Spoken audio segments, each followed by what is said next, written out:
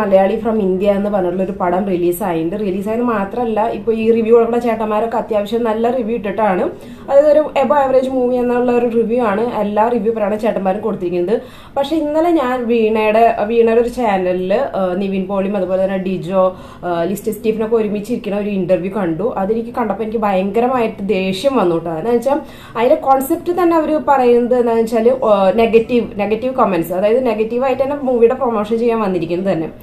അതിൽ പോരാത്തൊരു ഭയങ്കര ദുരന്തം സംസാരമായിരുന്നു. ഈ ലിസ്റ്റ് സ്റ്റീഫൻ എന്ന് പറഞ്ഞ ആള് ഡിജോനെ കുറിച്ച് ഭയങ്കരമായിട്ട് ഡീഗ്രേഡ് ചെയ്തിട്ടും അതുപോലെ തന്നെ മൂവിനെ കുറിച്ച് ഡീഗ്രേഡ് ചെയ്തിട്ടും ഏകദേശം നല്ലപോലെ രീതിയിലൊക്കെ കളക്ഷനായിട്ട് മുന്നോട്ട് കൊണ്ടിരുന്ന പടത്തിനെ ഭയങ്കരമായിട്ട് അടിയിലേക്ക് വിടുന്ന ഒരു കാര്യമാണ് എനിക്ക് ആ വർത്തമാനമൊക്കെ കണ്ടപ്പോൾ തോന്നിയത്. എനിക്ക് സത്യം പറഞ്ഞാൽ ഭയങ്കര ദേഷ്യം തോന്നിയത് എന്ന് വെച്ചാൽ നിവിൻ പോളി എന്നുള്ള നടനെ എനിക്ക് ഭയങ്കര ഇഷ്ടമാണ്, വലിയൊരു ഫാനാണ് ഞാൻ. അപ്പൊ എനിക്ക് ഇന്റർവ്യൂ എനിക്ക് പേഴ്സണലി തീരെ ഇഷ്ടപ്പെട്ടില്ല. ആ കുറച്ചൊരു വീഡിയോയുടെ ഭാഗം ഒന്ന് കണ്ടിട്ട് വരും. പിടിച്ച് താഴെ ഇറക്കി എന്ന് വരെ പറയേണ്ടതാണ്. നിനക്ക് ഇച്ചിരി ഓവർ കോൺഫിഡൻസ് ഉണ്ടായിരുന്നു. അല്ല, മൊത്തത്തിലേ പടമായിട്ട് വരുമ്പോൾ കുറച്ചൊരു ഓവർ കോൺഫിഡൻസ് ഉണ്ടായിരുന്നു. അതേതായാലും ഇനി നെഗറ്റീവ് അല്ല, അല്ലെങ്കിൽ ഡബിൾ ഒപ്പീനിയൻ അല്ല, ട്രിപ്പിൾ ഒപ്പീനിയൻ വന്നു കഴിഞ്ഞാലും ഈ ഓവർ കോൺഫിഡൻസ് അല്ല, അത് നമ്മുടെ സിനിമയിലുള്ള നമുക്കുള്ള വിശ്വാസമാണ്. അത് നമ്മൾ കഥ കേൾക്കുമ്പോൾ തൊട്ട് സിനിമ ചെയ്തു വരുന്ന പ്രോസസ്സിലുള്ള വിശ്വാസമാണ്. അതിനിപ്പോ ഈ ഓവർ കോൺഫിഡൻസ് എന്ന് പറയേണ്ട കാര്യമൊന്നുമില്ല. നമ്മളത് നമ്മുടെ കോൺഫിഡൻസ് ആണ്. ഈ വിശ്വാസമൊക്കെ ഒരു ഷോ പോരെ നഷ്ടപ്പെടാനെന്ന് മനസ്സിലായില്ലേ? ഞാനിപ്പോഴും എന്റെ സിനിമയിൽ പൂർണ്ണമായിട്ട് വിശ്വസിക്കുന്നു. അല്ലാതെ അതിന്റെ കാര്യമൊന്നുമില്ല. ഒരു ഗെയിമാടാ, ഒരു ഷോ. നിങ്ങൾക്ക് ഈ വീഡിയോ കണ്ടിട്ട് എന്താണ് തോന്നിയത്? ഇങ്ങനെ ഈ പടം പ്രൊമോഷൻ ചെയ്യാൻ വേണ്ടി ഇരിക്കുകയാണോ അതോ ഡീഗ്രേഡ് ചെയ്യാൻ വന്നിരിക്കുകയാണോ എന്ന് എനിക്ക് മനസ്സിലാവണില്ല. അവർ തമ്മിൽ ഇപ്പൊ ഈ പടം ഷൂട്ട് ചെയ്തതിന്റെ കാര്യത്തിൽ അതായത് കുറച്ച് കൂടുതൽ സമയം എടുത്തു എന്നാണോ ആള് പറയുന്നത്. അപ്പൊ അങ്ങനെ ഒരു ഡിസഗ്രിമെന്റ് ഉണ്ടെങ്കിൽ ഇവർക്ക് ഈ ക്യാമറയുടെ മുൻപിൽ അല്ലാണ്ട് പുറത്തായാലും ഇരുന്ന് സംസാരിക്കായിരുന്നു. പിന്നെ ഈ വീണ കൊണ്ടുവന്ന ടോപ്പിക്, അതായത് നെഗറ്റീവ് കമന്റ്സ് വായിക്കുക, അതല്ലാണ്ട് വേറെ ഒരു കോൺസെപ്റ്റും കിട്ടിയില്ലേ? അത്രയ്ക്കും ദാരിദ്ര്യമാണോ ഒരു ഇന്റർവ്യൂ ചെയ്യാനൊക്കെ? പൊതുവെ വീണയുടെ ഇന്റർവ്യൂസിനൊക്കെ ഭയങ്കരമായിട്ട് എന്താ പറയുക ട്രോൾ ചെയ്യാനും കാര്യങ്ങളൊക്കെ ഉണ്ട്. പക്ഷെ എനിക്ക് അതൊന്നും ഇത്രയും വലിയ കുഴപ്പമൊന്നും തോന്നിയില്ല.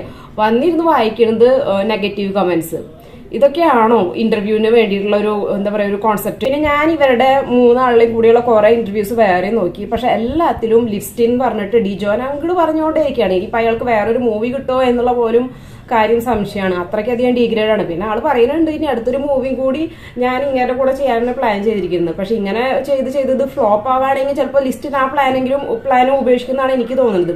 പിന്നെ രണ്ടാമത്തെ ഒരു കാര്യം എന്ന് പറയുകയാണെങ്കിൽ നിവിൻ എനിക്ക് ഭയങ്കര ഇഷ്ടമുള്ള ഒരു ആക്ടറാണ്.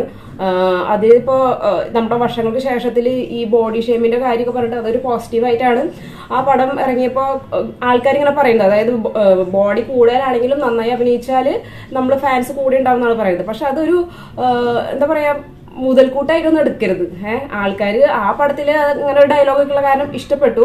പക്ഷെ ഇത് മുന്നോട്ട് കൊണ്ടുപോവാണെങ്കിൽ കുറച്ച് കഷ്ടപ്പാടായിരിക്കും. അപ്പൊ മൂവി കരിയറാണ് മുന്നോട്ട് കൊണ്ടുപോകാൻ ആഗ്രഹിക്കുന്നുണ്ടെങ്കിൽ, അതായത് ആക്ടിങ് ആണെങ്കിൽ ഭയങ്കര പ്രശ്നമായിരിക്കും മുന്നോട്ട് പോകുമ്പോൾ. എന്താ വെച്ചാൽ മമ്മൂട്ടിയും മോഹൻലാലും പോലെ വലിയ വലിയ ആക്ടേഴ്സ് വരെ അവരെ ബോഡി മെയിൻറ്റെയിൻ ചെയ്ത് കൊണ്ട് നടക്കുന്ന കാലത്ത് ഈ നിവിൻ പോളി എന്ന് പറഞ്ഞ ഇത്രയും യങ്സ്റ്റർ ആയിട്ടുള്ള ഒരു മനുഷ്യൻ, അതുപോലെ പൃഥ്വിരാജ്, ടോവിനെ പോലുള്ള വലിയ വലിയ ആക്ടേഴ്സിന്റെ കൂടെ അവരുടെയൊക്കെ ഫിറ്റ്നസ് വേറെ ലെവലാണ്. അപ്പോൾ അത്യാവശ്യം ബോഡി മെയിൻറ്റെയിനും ചെയ്തില്ലെങ്കിൽ ഭയങ്കര കഷ്ടപ്പാടായിരിക്കും ഇതില്.